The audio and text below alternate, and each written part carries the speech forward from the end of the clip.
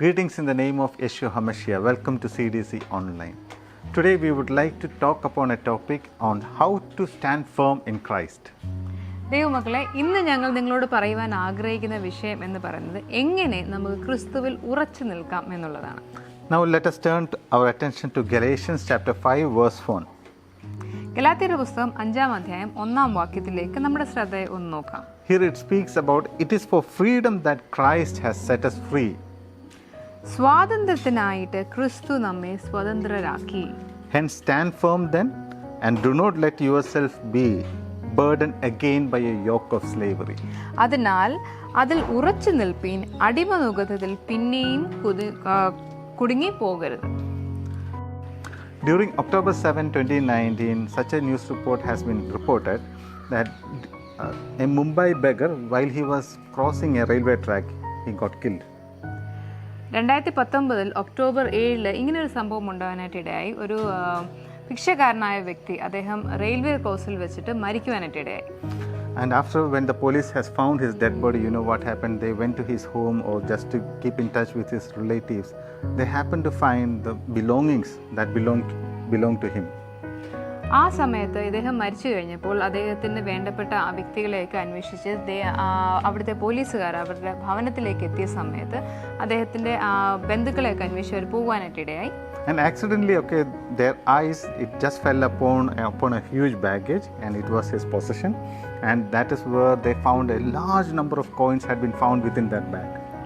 ആ സമയത്ത് അവരവിടെ ചെന്ന് അദ്ദേഹത്തിൻ്റെ വീടൊക്കെ അന്വേഷിക്കുന്ന സമയത്ത് അവരവിടെ കണ്ടെത്തിയതെന്ന് വെച്ച് കഴിഞ്ഞാൽ വളരെയധികം കൂട്ടമായിട്ട് അല്ലെങ്കിൽ വലിയ ചാക്ക് കണക്കിന് അതിവിടെ അദ്ദേഹത്തിൻ്റെ അവകാശമെന്ന് നമ്മൾ പറയാൻ കഴിയുന്ന ചില സാധനങ്ങൾ അവരുടെ കണ്ടെത്തുവാനായിട്ട് ഇടയായി. And the police started to count that money, and you know what happened? It took them entire 8 hours to finish counting that the money which the beggar himself has been carrying on his baggage.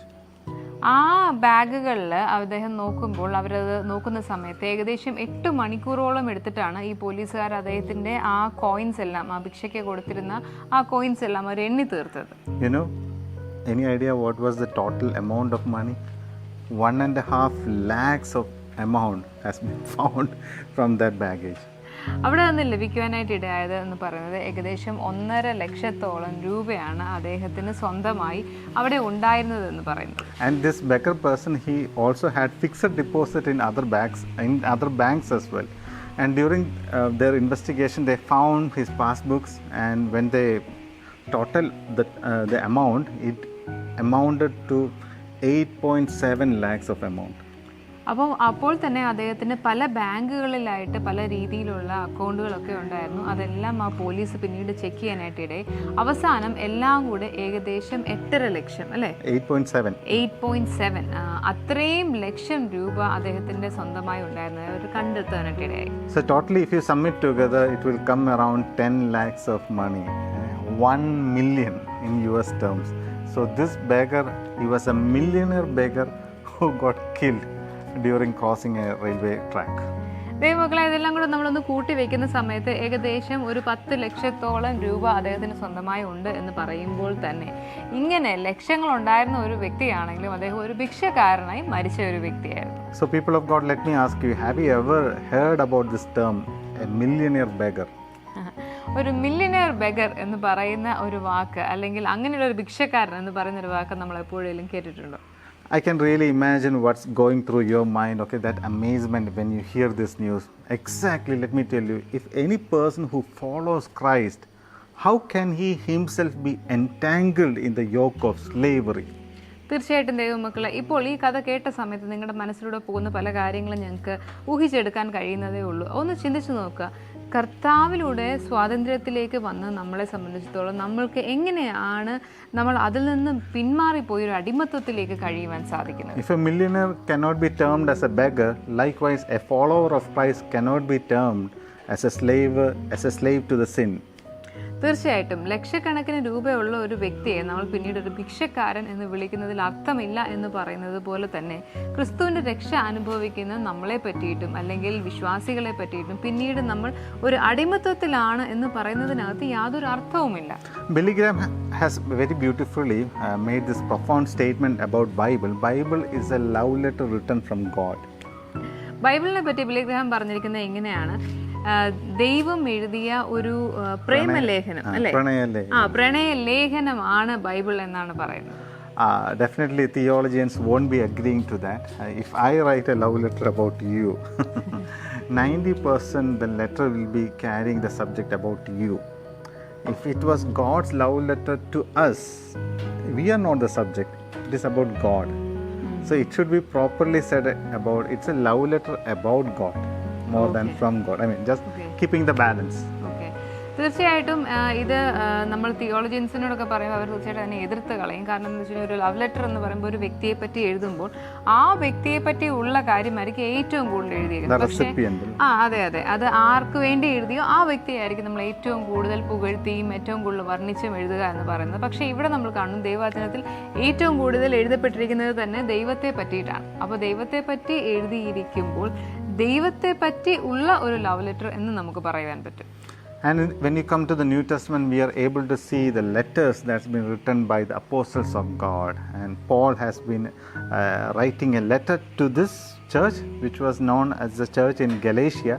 And that is how we are reading this from the Galatians. So this was a written letter from Apostle Paul to that church that's been residing in Galatia. നമ്മൾ അതുപോലെ തന്നെ നോക്കുമ്പോൾ ദൈവവചനത്തിൽ പല രീതിയിലുള്ള എഴുത്തുകൾ പല സഭകൾക്ക് എഴുതുന്നതായിട്ട് കാണുന്നു. ഇപ്പോൾ നമ്മൾ വായിച്ചു കേട്ട ഈ വേദഭാഗം എന്ന് പറയുന്നതും ഗലാത്യർക്ക് എഴുതിയ പൗലോസ് എഴുതിയ ഒരു ലെറ്ററാണ്, ഒരു എഴുത്താണ് എന്ന് മനസ്സിലാക്കുക. You know, people, the church in Galatia had its own problem. The church started in the right fashion, but in the due course, you know what happened? At that point of time, Judaizers who were following the Jewish customs, they were not able to understand the Christian concepts. They intruded within the church, and you know what happened? They started teaching the church what they have left behind.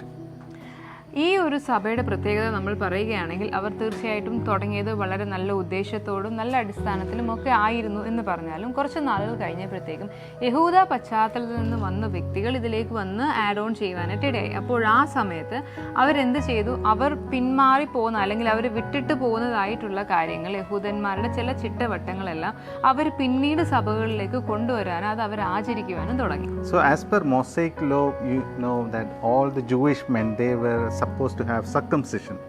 അതുപോലെ തന്നെ നമുക്കറിയാം മോശയുടെ നിയമപ്രകാരം തന്നെ എല്ലാവരും പരിച്ഛേദന ഏൽക്കേണ്ടതാകുന്നു. And right now, even in this church, we are able to see not only the Jews but also the Gentiles have been counterpart in the church. അപ്പോൾ തന്നെ നമുക്കറിയാം ഈ സഭയ്ക്കകത്ത് ഈ സമയത്ത് യഹൂദന്മാർ മാത്രമല്ല ജാതീയരായ വ്യക്തികളും ഈ സഭയുടെ ഭാഗമായി മാറിയിരിക്കുന്നു. So the Jews who had joined the churches, they were emphasizing that every male should also need to follow the Old Testament practice. Okay, it's been written in our religious books that you guys will also have to undertake the circumcision.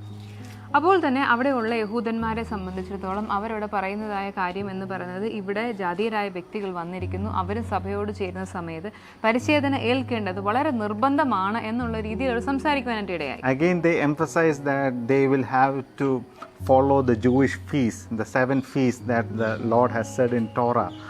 So we will have to emphasize about Sabbath, we will have to follow the sabbatical rules and regulations. Whichever thing the church has left behind, the Jewish Christians emphasize that the Gentile Christians should also follow. അപ്പോൾ തന്നെ അവർ വിട്ടു പോകുന്നതായിട്ടുള്ള പല കാര്യങ്ങൾ, ആ മോശയുടെ അന്നത്തെ ആ ഒരു നിയമപ്രകാരം ഉണ്ടായിരുന്ന പല കാര്യങ്ങളും, ശബത്ത് മുതലായിട്ടുള്ള പല കാര്യങ്ങളും അവർ പലതിൽ നിന്നും വിട്ടു പോന്നിരുന്നു. അതെല്ലാം തന്നെ ആ പെരുന്നാളുകളൊക്കെ തന്നെ അവർ ആചരിക്കണം, പലതും അവർ അതുപോലെ തന്നെ ഫോളോ ചെയ്യണം എന്നുള്ള ഒരു നിർബന്ധം ഇവർ ഈ ജാതീയരായ വ്യക്തികളുടെ മുകളിലേക്ക് കൊണ്ടുവരാനായിട്ട് തുടങ്ങി. So they were teaching Christ plus Mosaic law. അവസാനം എന്ത് ചെന്നു? ആ സഭയ്ക്കകത്ത് ക്രിസ്തുവും അതുപോലെ തന്നെ ഈ മോശയുടെ നിയമങ്ങളും ഒരുമിച്ച് പഠിപ്പിക്കുവാനായി തുടങ്ങി. They started teaching about grace plus work. അപ്പോൾ തന്നെ അവസാനം അത് എവിടെ ചെന്ന് അവസാനിച്ചെന്ന് അറിയാമോ? അവർ വിശ്വാസത്തെ പറ്റിയും അതുപോലെ കൃപയെ പറ്റിയും പിന്നീട് വർക്കിനെ പറ്റിയും പ്രവൃത്തിയെ പറ്റിയും പറയുവാനായിട്ട് ഇടയായി. You know, you cannot add on. If you are trying to add anything with Christ, that is a real problem. തീർച്ചയായിട്ടും ക്രിസ്തുവിനോട് കൂടെ ചേർത്ത് നമ്മൾ മറ്റെന്തെങ്കിലും ഒരു കാര്യം അതിനോട് ചേർത്ത് വെക്കുവാൻ നമ്മുടേതായി ചേർത്ത് വെക്കുന്നെങ്കിൽ അതൊരിക്കലും ശരിയാകില്ല. The right formula is Jesus plus nothing. ശരിയായിട്ടുള്ള അതിൻ്റെ ഒരു കാൽക്കുലേഷൻ എന്ന് പറഞ്ഞ് നമുക്ക് പറയാൻ പറ്റും, യേശുവായും അതിനോടുകൂടെ മറ്റൊന്നുമില്ല ആ ഒരു അവസ്ഥ. I mean, if you are trying to add on with Yeshua, that is some human traditions or the outfit which you are wearing or the conduct that you will have to do, that is outside the Bible. If you are going to try and connect with some man-made rules and regulation, let me tell you, we guys will end up in legalistic. തീർച്ചയായിട്ടും ക്രിസ്തുവിനോടുകൂടെ ചേർന്ന് നമ്മൾ വചനത്തിൽ ഇല്ലാത്തതായ രീതിയിലുള്ള ഏതെങ്കിലും രീതിയിലുള്ള ആചാരങ്ങളോ വസ്ത്രധാരണങ്ങളോ ഒക്കെ ദൈവവചനത്തിൽ പറഞ്ഞതിന് അപ്പുറത്തേക്ക് നമ്മൾ അതിനോടുകൂടെ ചേർത്ത് വെക്കുമ്പോൾ, ക്രിസ്തുവിനോടുകൂടെ ചേർത്ത് വെക്കുമ്പോൾ അത് തന്നെ നമുക്ക് മറ്റൊരു രീതിയിലേക്ക് മാറിപ്പോകുന്നതായി കാണാൻ സാധിക്കും. That is why Apostle Paul says that Christ has come to set you free. Then why do you want to be entangled with the yoke of the slavery? So this is what the context that Apostle Paul tried to expose on. അപ്പോൾ തന്നെ പൗലോസ് ഇവിടെ നമ്മളിപ്പോൾ വായിച്ചു കേട്ട വേദഭാഗത്തിൽ പറയുന്നത് പോലെ തന്നെ ക്രിസ്തു വന്നത് നിങ്ങളെ സ്വതന്ത്രരാക്കുവാനാണ്, വീണ്ടും നിങ്ങൾ അടിമയുഗത്തിൽ പോകുന്നത് എന്ന് പറഞ്ഞ വേദഭാഗത്തിൻ്റെ അതിൻ്റേതായിട്ടുള്ള അതിൻ്റെ പശ്ചാത്തലമാണ് ഞങ്ങളിപ്പോൾ നിങ്ങളോട് പറഞ്ഞത്. That is why in Isaiah chapter 61 verse 1 it says that the Spirit of the Lord is upon me. About whom? About Messiah, about Lord Yeshua. The Spirit of the Lord is upon him. Why? He has come to proclaim good tidings to the poor. He has come to proclaim, to bind up the brokenhearted, and more than proclaiming liberty to the bound or the people who are in bondage. നമുക്ക് യെശയ്യാവിൻ്റെ പുസ്തകം 61-ാം അധ്യായത്തിൽ കാണുവാനായിട്ട് പറയുന്നു, നമ്മൾ അവിടെ കർത്താവ് യേശുവയെ പറ്റി പറയുന്നത് ദൈവത്തിൻ്റെ ആത്മാവ് എൻ്റെ മേകളിൽ ഉണ്ട് എന്ന് പറയുമ്പോൾ തന്നെ അവിടെ പറയുകയാണ് അടിമ നുപുത്തത്തിലായിരിക്കുന്നവരെ സ്വതന്ത്രരാക്കുവാനും അതുപോലെ ബന്ധിതരായിരിക്കുന്നവരെ മോചിതരാക്കുവാൻ വേണ്ടിയിട്ടാണ് കർത്താവ് വന്നത് എന്ന് വളരെ വ്യക്തമായി അവിടെ പറയുന്നു. So people of God, if you are a true follower of Christ, let me tell you, devil will be aiming you particularly that you will have to be entangled somewhere else and you will not be enjoying the full freedom in Christ in your spiritual life. തീർച്ചയായിട്ടും കർത്താവിനെ ആഗ്രഹിക്കുന്ന വ്യക്തിയാണ് നിങ്ങളെങ്കിൽ പിശാച് നിങ്ങളോട് പോരാടാൻ പോകുന്ന ഒരു area എന്ന് പറയുന്നത് നിങ്ങളെ ഏതെങ്കിലും ഒരു രീതിയിൽ അവൻ നിങ്ങളെ കെട്ടിയിടുവാനായിട്ട് ആഗ്രഹിക്കും. അതായത് നിങ്ങൾ യഥാർത്ഥമായിട്ടുള്ള ക്രിസ്തുവിലുള്ള സ്വാതന്ത്ര്യം അനുഭവിക്കാതിരിക്കുവാൻ തക്കമാണ്. Myself and Deepa, we had seen enough number of people who have been entangled with the worldly issues. It could be their family issues, it could be anything related to their children or anything related to their future. And you know what happened? These poor people, they've been held on by the devil, and that is why they are not able to achieve more in Christ, because they have lost their that fulfillment of their freedom in Christ.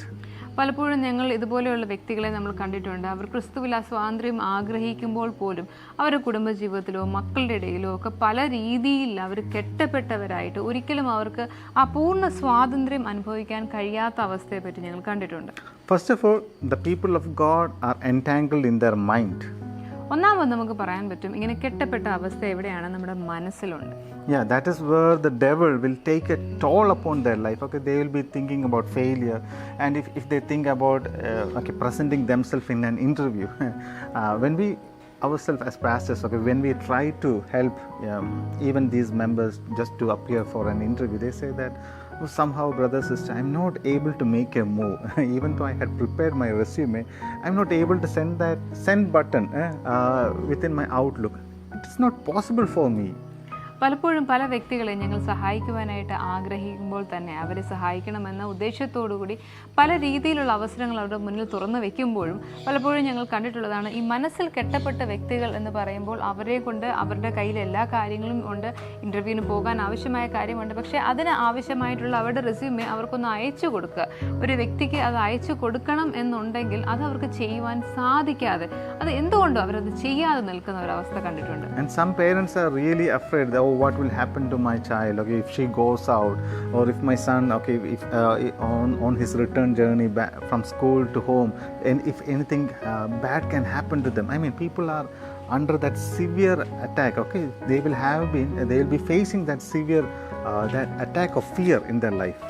മറ്റൊരു കൂട്ടരെ നമുക്ക് കാണുവാൻ സാധിക്കുന്നത് വെച്ച് കഴിഞ്ഞാൽ അവരെപ്പോഴും ഭയത്തിൻ്റെ ഒടുവിലാണ്. അപ്പോൾ അതെന്ന് വെച്ചാൽ എപ്പോഴും അവരുടെ ചിന്ത എങ്ങനെയാണ്, ഞങ്ങളുടെ കുഞ്ഞുങ്ങൾ സ്കൂളിൽ പോയാൽ എന്ത് സംഭവിക്കും, സ്കൂളിൽ നിന്ന് വരുന്ന വഴി അവർക്ക് എന്ത് സംഭവിക്കും, അല്ലെങ്കിൽ അവരെ പുറത്തേക്ക് വിടാൻ പറ്റത്തില്ല, അവർക്ക് എന്ത് സംഭവിക്കും. അപ്പോൾ എപ്പോഴും ഒന്നല്ലെങ്കിൽ മറ്റൊരു കാര്യത്തെപ്പറ്റി ചിന്തിച്ച് ഭയപ്പെട്ട് ഇരിക്കുന്ന ഒരു കൂട്ടരെ നമുക്ക് കാണുവാൻ സാധിക്കും. So people of God, let me tell you, Yeshua has come on this earth to set us free from every form of fear.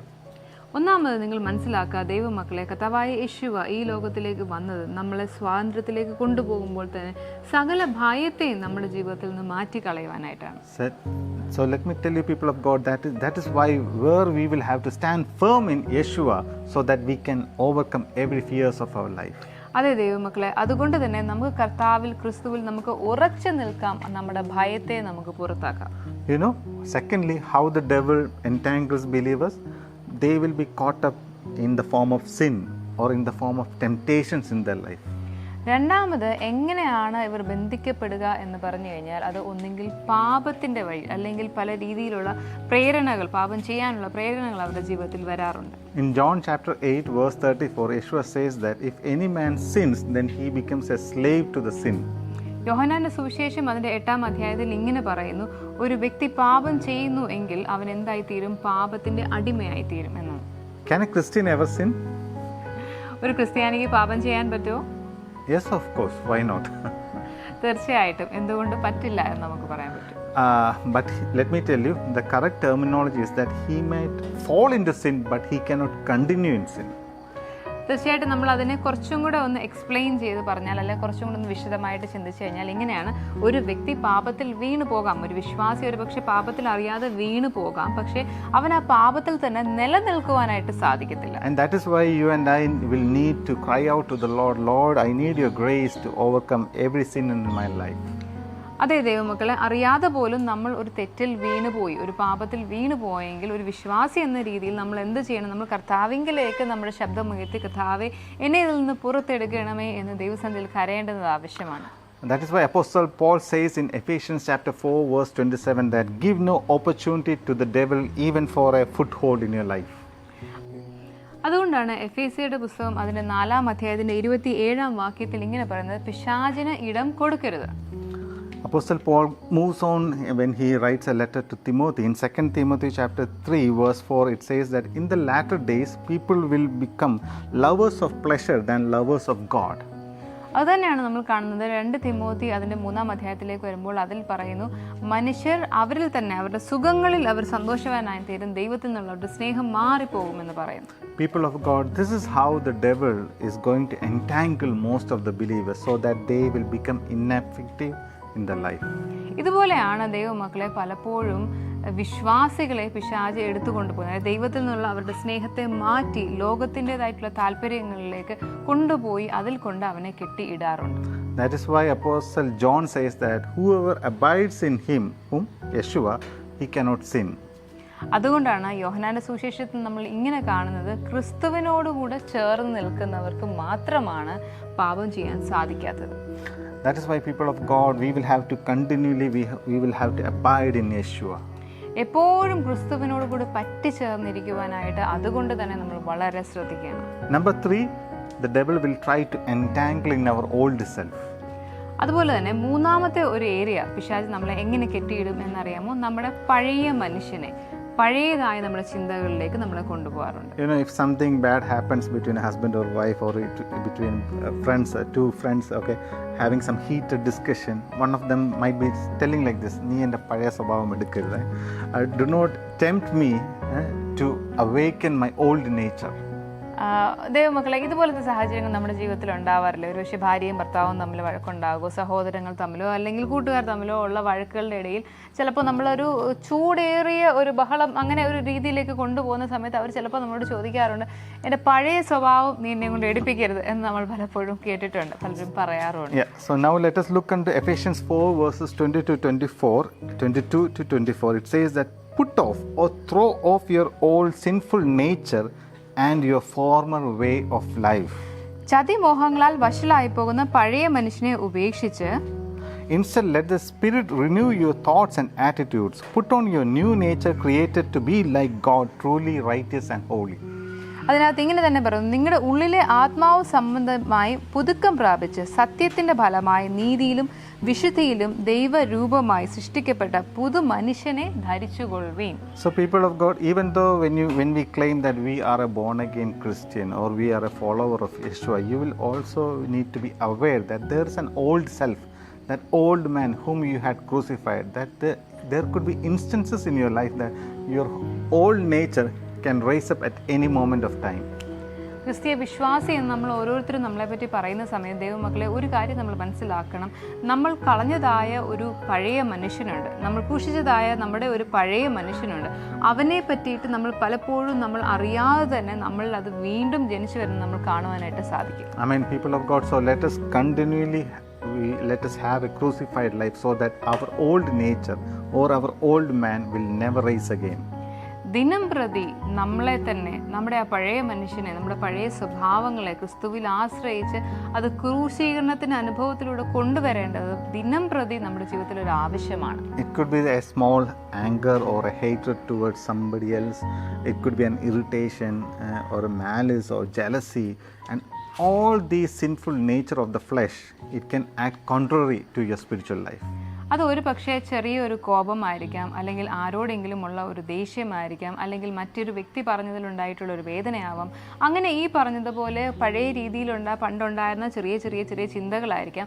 അതിനെ മനസ്സിൽ വെച്ച് നമ്മൾ താലോലിക്കുന്ന സമയത്ത് നമ്മൾ അത് വളർന്നു വരാനുള്ള ചാൻസസ് ഉണ്ട്. Imagine that a beautiful flower vase, if it's holding a beautiful flower, and if you are pouring water onto it, and if you are going to find a minute crack that has happened at the beneath part of that pot, you know what happened? The water starts leaking. In the same fashion, our spiritual life could also leak out if our old nature has brought a crack in our spiritual life. ദൈവമക്കളെ, നിങ്ങളൊന്ന് ചിന്തിക്കുക. ഒരു നല്ല മനോഹരമായ ഒരു pot, നിങ്ങളൊരു കുറേ നല്ലൊരു ഫ്ലവറും അതിൻ്റെ ആവശ്യമുള്ള ചെടിയെല്ലാം നിങ്ങൾ വെച്ചതിന് ശേഷം നമ്മൾ അതിലേക്ക് വെള്ളമൊക്കെ ഒഴിക്കുമ്പോൾ അതിനകത്ത് അതിനെ നിർത്തുവാൻ സാധിക്കാത്തവണ്ണം അതിനകത്തൊരു ചെറിയ രീതിയിലുള്ള ഒരു കിഴുത്തയോ എന്തെങ്കിലും ഉണ്ടെന്ന്, അല്ലെങ്കിൽ ഒരു ചെറിയ പൊട്ടലോ ഉണ്ടെന്ന് നിങ്ങളൊന്ന് ചിന്തിക്കുക. അപ്പോൾ എന്ത് സംഭവിക്കുക? നമ്മൾ ആ ഒഴിക്കുന്ന വെള്ളമെല്ലാം അതിലൂടെ ചോർന്നു പോകുവാനായിട്ട് ഇടയാം. ഇതുപോലെ തന്നെയാണ് നമ്മുടെ ക്രിസ്തീയ ജീവിതവും. നമ്മൾ അറിയാതെ തന്നെ, ദൈവത്തോട് ഒരുമിച്ചുള്ള നമ്മുടെ ജീവിതം നമ്മൾ അറിയാതെ തന്നെ ഇതുപോലുള്ള ചെറിയ ചെറിയ കാര്യങ്ങൾ നമ്മുടെ ജീവിതത്തിൽ വരുമ്പോൾ അതുവഴി അത് നഷ്ടപ്പെട്ടു പോകാനിടയുണ്ട്. Finally, the devil can entangle us into an unhealthy religious practice. അവസാനമായി പിശാച് നമ്മളെ കെട്ടിയിടുന്നതാണ് പലപ്പോഴും ആവശ്യമില്ലാത്ത അനാചാരങ്ങളിലേക്ക്. And that is where the root term of religion, it comes out of Latin word. It means to bind, to fasten, to bind, and that is the term, so that we are bound to religious practices. Religion എന്ന വാക്ക് തന്നെ വരുന്നത് ഒരു Latin വേർഡിൽ നിന്നാണ്. അതിന്റെ അർത്ഥം എന്ന് പറഞ്ഞാൽ കെട്ടിയിടുക, അല്ലെ? കെട്ടിവെക്കുക അല്ലെങ്കിൽ ഇറുക്കി കെട്ടിവെക്കുക എന്ന അർത്ഥമുള്ള വാക്കിൽ നിന്നാണ് റിലീജിയൻ എന്ന വാക്ക് വരുന്നത്. So during the times of Yeshua, there was a community called as Pharisees, and these people were legalists. They were saying that whoever needs to worship God, they will need to do this and that human traditions were imposed upon people. യേശുവയുടെ സമയത്തും അവിടെ Pharisees ഉണ്ടായിരുന്നു. അപ്പോൾ അവരെ പറ്റിയിട്ട് പറയുന്നത് എന്താണെന്നറിയാമോ? അവരെന്ന് പറയുന്നത് ഇങ്ങനെ ക്രിസ്തീയ ജീവിതം അല്ലെങ്കിൽ ദൈവത്തോട് ചേർന്ന് നിങ്ങൾ ജീവിക്കണം എന്നുണ്ടെങ്കിൽ നിങ്ങൾ അങ്ങനെ ചെയ്യണം, ഈ കാര്യം ചെയ്യണം, അത് ചെയ്യണം എന്ന് പറഞ്ഞ് എല്ലാം അവിടെ ഉണ്ടായിരുന്ന അന്നത്തെ ജനത്തിൻ്റെ മുകളിൽ അവർ പലത് പറഞ്ഞ് അവരെ അത് ചെയ്യിക്കുവാൻ ശ്രമിച്ചുകൊണ്ടിരിക്കുന്ന ഒരു കൂട്ടരായിരുന്നു. So Paul says in the book of 2 Timothy chapter 3 verse 5 that in the latter days people will be having a form of religion but denying its power. അതുതന്നെയാണ് 2 തിമോത്തി 3-ാം അധ്യായത്തിൽ വീണ്ടും ഇങ്ങനെ പൗലോസ് പറയുന്നതെന്ന് വെച്ച് കഴിഞ്ഞാൽ അവസാന നാൾ, അന്ത്യനാൾ വരുമ്പോഴത്തേക്കും ആ ഒരു ശക്തിയുടെ ആ ഒരു ഇത് നമ്മൾ ത്യജിച്ച് കളഞ്ഞതിന് ശേഷം നമ്മളൊരു ഭക്തിയുടെ പരിവേഷം ധരിച്ചവരായി നടക്കുന്നതായിരിക്കും. I mean, people of God, if you and I are going to pursue religion, let me tell you, that is not the reason why Yeshua has come. He has come not to establish a religion called Christianity, but a relationship between God and you. ദൈവമക്കളെ, നമ്മളൊന്ന് മനസ്സിലാക്കുക, കർത്താവായ യേശുവ വന്നത് ഒരു പ്രത്യേകമായിട്ടുള്ള ഒരു കമ്മ്യൂണിറ്റിയെ ഉണ്ടാക്കിയെടുക്കുവാൻ വേണ്ടിയിട്ടല്ല. അവൻ നമ്മൾ ഓരോരുത്തർക്കും വേണ്ടി വന്നെങ്കിൽ നമ്മൾ തീർച്ചയായിട്ടും യഥാർത്ഥമായ ദൈവത്തിൻ്റെ ബന്ധത്തിലേക്ക് വരുവാനാണ് അവൻ ആഗ്രഹിക്കുന്നത്. Yeshua wants you to avail full freedom in Christ. ക്രിസ്തു ആഗ്രഹിക്കുന്നു നിങ്ങൾ പൂർണ്ണമായ സ്വാതന്ത്ര്യം അവനിൽ പ്രാപിക്കണം. I mean, where the Spirit of the Lord is, there is liberty. ക്രിസ്തുവിന്റെ ആത്മാവ്, ദൈവത്തിന്റെ ആത്മാവ് എവിടെയുണ്ടോ അവിടെ സ്വാതന്ത്ര്യമുണ്ട്. So hence, people of God, do not lose your freedom, stand firm in Christ. അതുകൊണ്ട് തന്നെ ദൈവമക്കളെ, നിങ്ങൾക്ക് ക്രിസ്തുവിലുള്ള സ്വാതന്ത്ര്യത്തിൽ നഷ്ടപ്പെട്ടു പോകാതെ ഉറച്ചു നിൽക്കുക. Yeshua bless you. Yeshua bless you.